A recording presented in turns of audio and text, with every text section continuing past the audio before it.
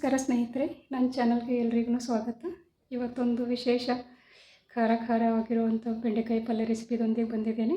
ಈ ಬೆಂಡೆಕಾಯಿ ಪಲ್ಯ ಶೇಂಗಾ ಹಿಂಡಿ ಹಸಿ ಖಾರ ಹಚ್ಚಿದ್ದು ಬೆಂಡೆಕಾಯಿ ಪಲ್ಯ ಕಲಬುರಗಿಗೆ ಸ್ಪೆಷಲ್.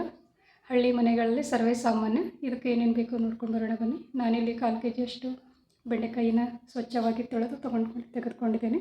ಇದು ಹಸಿ ಖಾರ ಮಾಡೋಕ್ಕೆ ಹಸಿ ಮೆಣಸಿನ್ಕಾಯಿ, ಒಂದು ಅರ್ಧ ಗೆಡ್ಡೆಯಷ್ಟು ಬೆಳ್ಳುಳ್ಳಿ ಮತ್ತು ಕೊತ್ತಂಬರಿ ಸೊಪ್ಪನ್ನ ಮಿಕ್ಸರಿಗೆ ಹಾಕಿ ಸಣ್ಣ ಖಾರ ಮಾಡಿದ್ದೀನಿ. ನೋಡಿ, ಬೆಂಡೆಕಾಯಿನ ಈ ಥರ ಹೆಚ್ಚಿದ್ದೀನಿ ನಾನು. ನಿಮಗೆ ಹೆಚ್ಚು ಕಡಿಮೆ ದೊಡ್ಡದು ಸಣ್ಣದು ನಿಮ್ಮ ಇಷ್ಟದ ಅನುಸಾರಕ್ಕಾಗಿ ನೀವು ಹೆಚ್ಕೊಳ್ಬೋದು. ನೋಡಿ, ಇಲ್ಲಿ ನಾನು ಒಂದು ಕಡೆಗೆ 1 ಸ್ಪೂನಷ್ಟು ಒಳ್ಳೆಣ್ಣೆ ಹಾಕಿಬಿಟ್ಟು ಬೆಂಡೆಕಾಯಿನ ಚೆನ್ನಾಗಿ ಹುರ್ಕೊಳ್ಬೇಕು ಸ್ನೇಹಿತರೆ. ಇವಾಗ ನಾನು ಬೆಂಡೆಕಾಯಿನ ಹುರಿತಾ ಇದ್ದೇನೆ. ಬೆಂಡೆಕಾಯಿ ಸ್ವಲ್ಪ ಹುರಿದು ಅದರ ಬಣ್ಣ ಬದಲಾಗೋವರೆಗೂ ಒಂದು ಸ್ವಲ್ಪ ಚೆನ್ನಾಗಿ ಹುರಿಬೇಕು ಅದನ್ನು. ಇವಾಗ ನಾನು ಎಣ್ಣೆ ಬಿಸಿ ಮಾಡಿ ಹಾಕ್ತಾ ಇದ್ದೇನೆ. ಚೆನ್ನಾಗಿ ಹುರಿದುಕೊಳ್ಳೋಣ. ಇದಕ್ಕೆ ಒಂದು ಸ್ವಲ್ಪ ಕೈ ಆಡಿಸ್ಬೇಕು. ಹಾಗಂತ ಪದೇ ಚಮಚ ತಿರುವಾಡೋದು ಬೇಡ. ಮತ್ತು ಬೆಂಡೆಕಾಯಿನ ಹೆಚ್ಚು ಲೋಳೆ ಬಿಟ್ಕೊಳ್ಳುತ್ತೆ ಸ್ನೇಹಿತರೆ. ಇದು ಒಂದು ಚಿಟಿಕೆ ಉಪ್ಪು ಹಾಕಿದರೆ ಲೋಳೆ ಬರೋದಿಲ್ಲ, ಕಡಿಮೆ ಆಗಿಬಿಡುತ್ತೆ ಅದರ ಪ್ರಮಾಣನ. ಒಂದು ಸ್ವಲ್ಪ ಉಪ್ಪು ಹಾಕಿ ಎಣ್ಣೆಯಲ್ಲಿ ಬಾಡಿಸ್ಬೇಕು. ಕ್ಷಮಿಸಿ. ಚೆನ್ನಾಗಿ ಬಾಡಿಸೋಣ. ಇದಕ್ಕೆ ಇವಾಗೇನು ಹುರಿತಾ ಬಂತು. ಇದು ಒಂದು ಸ್ವಲ್ಪ ಬಣ್ಣ ಬದಲಾಗಬೇಕು, ಗೊತ್ತಾಗುತ್ತೆ. ಸ್ವಲ್ಪ ಘಾಟ್ ಬರ್ತಾ ಇತ್ತು, ಅದಕ್ಕೇ. ನೋಡಿ, ಇಷ್ಟು ಹುರಿದ್ರೆ ಸಾಕು. ಇವಾಗ ಇದನ್ನು ತೆಗೆದು ಬಿಡೋಣ. ಅದೇ ಪಾತ್ರೆಗೆ ನಾನೊಂದು 1.5 ಸ್ಪೂನಷ್ಟು 1.5 ಚಮಚದಷ್ಟು ಒಳ್ಳೆಣ್ಣೆ ಹಾಕ್ತಾಯಿದ್ದೇನೆ ಒಗ್ಗರಣೆಗೆ. ನೋಡಿ, ನೀವು ಎಣ್ಣೆನ ಹೆಚ್ಚು ಕಡಿಮೆ ಮಾಡ್ಕೊಳ್ಬೋದು. ಇದಕ್ಕೆ ಸ್ವಲ್ಪ ಎಣ್ಣೆ ಇದ್ರೇ ಚೆನ್ನಾಗಿ ಅನಿಸುತ್ತೆ, ಟೇಸ್ಟ್ ಬರುತ್ತೆ. ಇದಕ್ಕೊಂದು ಅರ್ಧ ಚಮಚದಷ್ಟು ಸಾಸಿವೆ ಹಾಕಿದ್ದೀನಿ. ಸ್ವಲ್ಪ ಮಾತ್ರ ಈರುಳ್ಳಿ ಹಾಕಿದ್ದೀನಿ. ನಮ್ಗೆ ಉಳ್ಳಾಗಡ್ಡಿ ಅಷ್ಟು ಇಷ್ಟ ಆಗಲ್ಲ. ನೀವು ಬೇಕಾದರೆ ಹೆಚ್ಚು ಕಡಿಮೆ ಮಾಡ್ಕೊಳ್ಬೋದು. ನಾನಿಲ್ಲಿ ಟೊಮೆಟೊ ಹಾಕ್ತಾಯಿಲ್ಲ ಸ್ನೇಹಿತರೆ. ಟೊಮೆಟೊ ಬೇಡ ಅನ್ನಿಸ್ತು. ಟೊಮೆಟೊ ಹಾಕಿದರೆ ಬೇಡ. ಟೊಮೆಟೊ ನೀರು ಅಂತ ಅನಿಸುತ್ತೆ. ಚೆನ್ನಾಗಿ ಈರುಳ್ಳಿನ ಒಂದು ಸ್ವಲ್ಪ ಚೆನ್ನಾಗಿ ಬಾಡಿಸೋಣ ಎಣ್ಣೆಯಲ್ಲಿ, ಹಸಿ ವಾಸನೆ ಹೋಗೋವರೆಗೂ. ಕರಿಬೇವಿನ ಸೊಪ್ಪು ಹಾಕಿದ್ದೀನಿ, ಒಂದು 5-6 ಎಸಳು.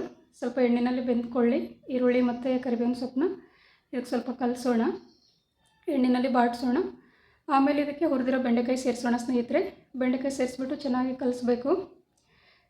ಕಲಿಸ್ಬೇಕು ಸ್ನೇಹಿತರೆ. ಯಾರಿನ್ನೂ ನನ್ನ ಚಾನಲ್ಗೆ ಸಬ್ಸ್ಕ್ರೈಬ್ ಆಗ್ತೀರಾ, ಹಾಗೆ ನೋಡ್ತಾ ಇದ್ದೀರಾ, ಸಬ್ಸ್ಕ್ರೈಬ್ ಮಾಡಿ, ಸಪೋರ್ಟ್ ಮಾಡಿ. ಫ್ಯಾಮಿಲಿ ಮೆಂಬರ್ಸಿಗೆಲ್ಲ ಶೇರ್ ಮಾಡಿ, ಸ್ನೇಹಿತರಿಗೆಲ್ಲ ಶೇರ್ ಮಾಡಿ ಅಂತ ಹೇಳ್ತೇನೆ. ಚೆನ್ನಾಗಿ ಕಲಿಸೋಣ. ಇದಕ್ಕೆ ಚೆನ್ನಾಗಿ ಕಲಿಸೋಣ. ನೋಡಿ ಸ್ನೇಹಿತರೆ, ಇದು ಹಸಿ ಖಾರ. ನಿಮಗೆ ಆವಾಗಲೇ ತೋರಿಸಿದ್ನಲ್ಲ ನಾನು. ಹಸಿ ಮೆಣಸಿನ್ಕಾಯಿ ಮತ್ತು ಒಂದು 4-5 ಎಸಳು ಬೆಳ್ಳುಳ್ಳಿ, ಕೊತ್ತಂಬರಿ ಸೊಪ್ಪನ್ನು ಹಾಕಿ ರುಬ್ಬಿರೋದು. ಕಲ್ಲಿತ್ತು ಅಂದರೆ ಅದರಲ್ಲಿ ಕೂಡ ಕುಟ್ಕೊಂಡು ರೆಡಿ ಮಾಡ್ಕೊಳ್ಬೋದು. ಚೆನ್ನಾಗಿ ಕಲಿಸೋಣ. ಚೆನ್ನಾಗಂದರೆ ಪೂರ್ತಿ ಕಲಿಸೋದು ಬೇಡ. ಒಂದು ಚಿಟಿಕೆ ಅರಿಶಿನ ಮತ್ತು ಅಗತ್ಯಕ್ಕೆ ತಕ್ಕಷ್ಟು ಉಪ್ಪು. ಆಗಲೇ ನಾವು ಬೆಂಡೆಕಾಯಿ ಹುರಿಬೇಕಾದ್ರೂ ಉಪ್ಪು ಬೆರೆಸಿದ್ವಿ. ಇವಾಗ ಸ್ವಲ್ಪ ನೋಡಿಬಿಟ್ಟು ಉಪ್ಪು ಹಾಕ್ಕೊಳ್ಳೋದು. ಅತಿ ಹೆಚ್ಚು ಉಪ್ಪು ಹಾಕ್ಬಿಡ್ತಂದರೆ ಪಲ್ಯ ಎಲ್ಲ ಕೆಟ್ಟೋಗ್ಬಿಡುತ್ತೆ, ಅಂದರೆ ರುಚಿ ಬರಲ್ಲ ಅಂತ ಅಂದಿದ್ದು. ಅಗತ್ಯಕ್ಕೆ ಹಾಕ್ಕೊಳ್ಳೋಷ್ಟು ನೋಡ್ಕೊಂಡು ಹಾಕಿದರೆ ಸರಿಯಾಗುತ್ತೆ ಅಲ್ವಾ, ಹಾಗಾಗಿ ಹೇಳಿದ್ದು. ಚೆನ್ನಾಗಿ ಒಂದು ಒಳ್ಳೆ ಮಿಕ್ಸ್ ಕೊಡೋಣ ಸ್ನೇಹಿತರೆ. ತುಂಬ ಚೆನ್ನಾಗಿರುತ್ತೆ. ಬಿಸಿ ರೊಟ್ಟಿ ಈ ಬೆಂಡೆಕಾಯಿ ಪಲ್ಯ ಯಾವ ತಾಟ್ ಬೇಡ, ಏನೋ ಬೇಡ, ರೊಟ್ಟಿ ಹಾಗೆ 1-2 ಕೈನಲ್ಲಿ ಹಿಡ್ಕೊಂಡು ಅದ್ರ ಮೇಲೆ ಈ ಬೆಂಡೆಕಾಯಿ ಪಲ್ಯ ಹಾಕ್ಕೊಂಡು ಊಟ ಮಾಡಿದ್ರೆ ತುಂಬ ಚೆನ್ನಾಗಿರುತ್ತೆ. ನೋಡಿ, ಇದು ಶೇಂಗಾ ಹಿಂಡಿ ಅಂತಂದರೆ ಇದನ್ನೇ. ಶೇಂಗಾನ ಚೆನ್ನಾಗಿ ಹುರ್ಕೊಂಡ್ಬಿಟ್ಟು ಅದು ಮಿಕ್ಸಿಗೆ ಹಾಕಿ ಪೌಡ್ರ್ ಮಾಡಿದ್ರೆ ಅದೇ ಶೇಂಗಾ ಹಿಂಡಿ. ನಾವು ಅದಕ್ಕೇ ಶೇಂಗಾ ಹಿಂಡಿ ಅನ್ನೋದು. ಶೇಂಗಾ ಪುಡಿ ಕೂಡ ಅಂತಾರೆ, ಆದರೆ ಶೇಂಗಾ ಹಿಂಡಿ ಅನ್ನೋದೇ ಪ್ರಸಿದ್ಧಿ. ನೋಡಿ, ಶೇಂಗಾ ಹಿಂಡಿನ ಬೆರೆಸ್ಬಿಟ್ಟು 1-2 ನಿಮಿಷ ಮುಚ್ಚಳ ಮುಚ್ಚಿಬಿಟ್ರೆ ಬೆಂಡೆಕಾಯಿ ಪಲ್ಯ ಆಗೇ ಹೋಯ್ತು ಸ್ನೇಹಿತರೆ. ಅಂದರೆ ಅತಿ ಕಡಿಮೆ ಸಮಯದಲ್ಲಿ ಮಾಡ್ಕೊಳ್ಬೋದು. ಮನೆಯಲ್ಲಿ ಕೊತ್ತಂಬರಿ ಸೊಪ್ಪು ಇದ್ದರೆ ಕೊತ್ತಂಬರಿ ಸೊಪ್ಪು ಕೂಡ ಹಾಕ್ಕೊಳ್ಬೋದು. ಇದೆಲ್ಲ ಇತ್ತು ಅಂದರೆ ಉಪಯೋಗ ಮಾಡ್ಕೊಳ್ಳೋದು, ಇಲ್ಲ ಅಂದರೂ ಕೂಡ ಹಾಗೇನೂ ಪಲ್ಯ ಆಗುತ್ತೆ, ಹಾಗೇನಿಲ್ಲ. ಇದನ್ನೆಲ್ಲ ವೀಡಿಯೋದಲ್ಲಿ ತೋರಿಸೋಕ್ಕೆ ಮಾತ್ರ. ಒಂದೊಂದ್ಸರಿ ಎಲ್ಲ ಇರುತ್ತೆ, ಒಂದೊಂದ್ಸರಿ ಏನೂ ಇರಲ್ಲ. ಅದರಲ್ಲೇ ಕೂಡ ಅಡುಗೆ ಮಾಡ್ಕೊಳ್ಬೇಕು. ನೋಡಿ, ಕೊತ್ತಂಬರಿ ಸೊಪ್ಪನ್ನ ನಾವು ಆಗಲೇ ಮೆಣಸಿನ್ಕಾಯಿನ ಹಾಕಿ ರುಬ್ಬಿದ್ವಿ ಅಲ್ವಾ, ಸುಮ್ಮನೆ ಟೇಸ್ಟ್ಗಂತ ಹಾಕಿರೋದು.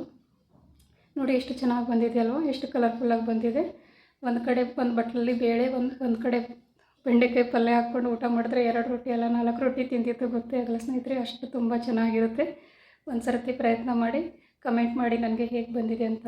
ಮತ್ತೆ ಮುಂದಿನ ರೆಸಿಪಿನಲ್ಲಿ ಸಿಗ್ತೀನಿ. Thank you. ಬಾಯ್.